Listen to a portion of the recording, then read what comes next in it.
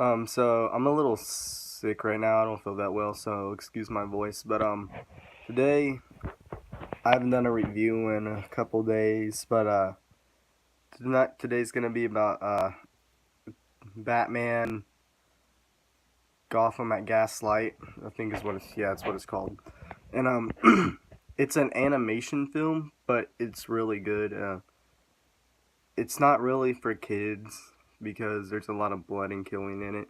But basically, you're set in the Victorian era in Gotham City, and Bruce Wayne, of course, he's Batman, but he looks completely different. And one night, he goes and saves a wealthy couple from being robbed by three orphans, which are the Robins, Dick, Tim, and Jason Todd.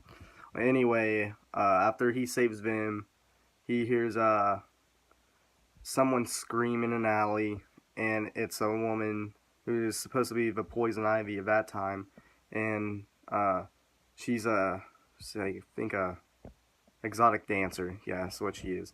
And anyway, she's getting stabbed to death in an alleyway. It's like really brutal, and that's by Jack the Ripper.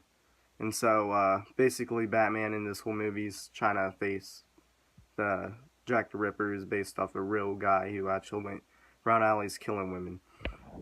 And so a lot of the people in that era, they thought Batman and Jack the Ripper were the same people, so they think he's the one going around killing people, the Batman is.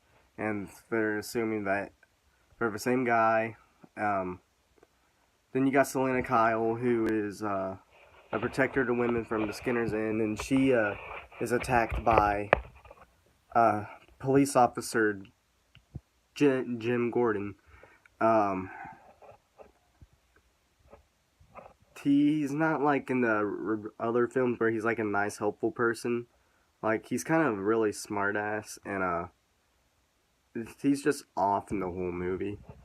Um, well, anyway, they're it's not a real fight, like it's a verbal argument.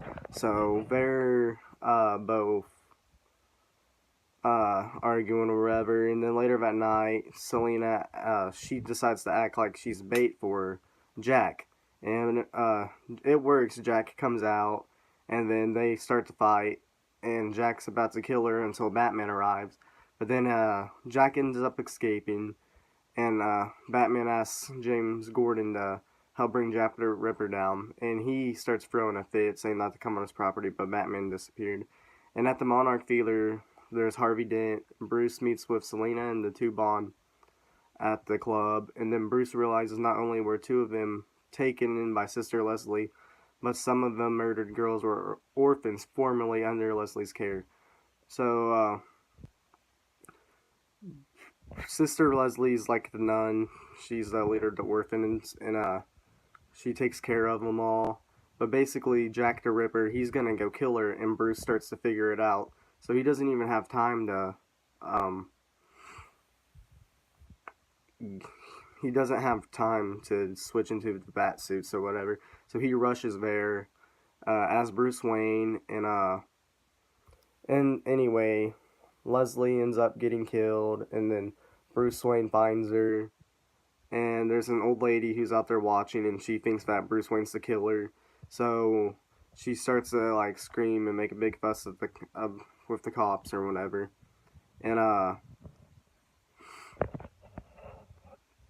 anyway, so when Bruce ends up getting arrested or whatever, and Jack the killing stopped for a little bit.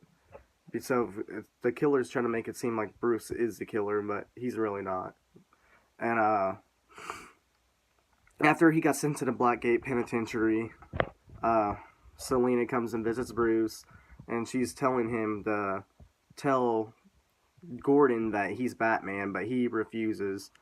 And eventually, to get out of the prison, Bruce bribes a guard. He offers him $200 to deliver a coded message to the manor. Bruce ends up escaping after staging a prison fight, and he meets with the orphans who deliver him his suit and a steampunk motorcycle. And Selena ends up meeting with Gordon at the Gotham City's World Fair and discovers that to her horror, that Gordon is Jack the Ripper. So, in all the other Batman incarnations, Jack the Ripper, I mean, not Jack the Ripper, James Gordon, he's that cop. He's the commissioner of the police force. Like, he's always helpful. So, this is a pretty shocking turn. Like, you wouldn't expect him to be a killer. But I like what the writer did on this one, switching everyone we know around. And it's a really good take. Well, anyway, Batman discovers, he goes to Jim Gordon's home and he finds a secret room exposing gruesome hobbies. And Gordon was a butcher in the past. And he sees Barbara, Gordon's wife, with scars on the left side of her face. And she's kind of crazy, and she's praising Gordon for treating her sins as a woman. And it's really fucked up. Well, anyway, Selena ends up getting doped up with a shot, and I'm so sorry. Now, anyway, she gets cut or whatever, and she uses her blood on this light, and that ends up becoming the bat signal for Batman. So he goes there, and then he arrives and he fights Gordon in the Ferris wheel.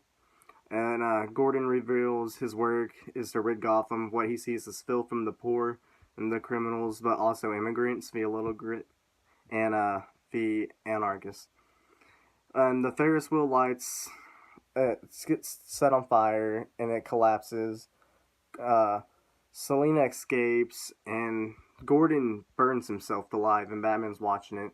But at the end, Batman and Selena are saved by Alfred and the orphans, and they're watching the whole fair burn down. And basically, the movie ends with Dick Grayson, who was supposed to be the first Robin. He says, hopefully, it's gonna be replaced with something better, and that's how the movie ends. It's a really good take on stuff. I'd give it a. I'd suggest. I'm not gonna rate it because it's whatever you guys really care for anyway.